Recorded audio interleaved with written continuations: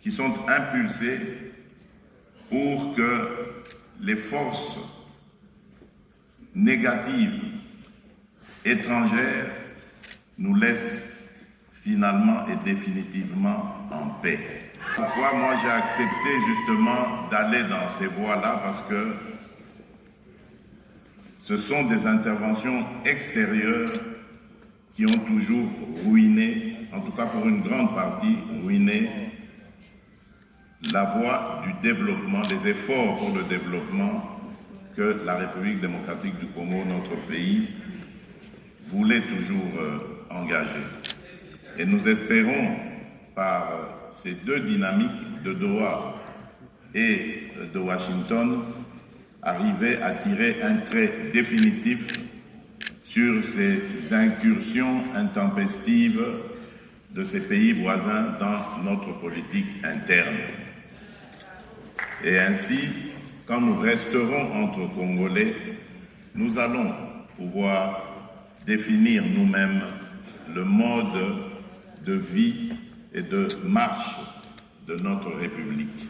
C'est pourquoi je compte sur vous, chers compatriotes, membres de l'Union sacrée. Faisons de cette plateforme une véritable force politique qui va avoir la confiance de la majorité de notre peuple et qui pourra ainsi présider aux destinées de ce peuple sans devoir forcer ni s'imposer contre la volonté de celui-ci, mais en ayant sa confiance et son soutien. Et cela est possible, chers compatriotes, si nous y mettons du courage, si nous y mettons de la bonne volonté et si nous y mettons de la détermination. Car les défis sont nombreux, mais ne sont pas insurmontables.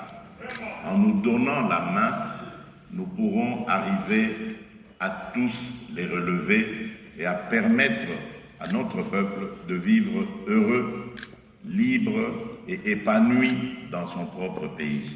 Comme vous le savez, je vous l'ai toujours dit, l'Union sacrée doit être cette arme politique, cette machine politique qui permettra au peuple congolais de pouvoir enfin avoir confiance en ses dirigeants et d'espérer avoir confiance en ses dirigeants et d'espérer un vivre ensemble meilleur que ce que nous avons toujours vécu jusqu'à présent.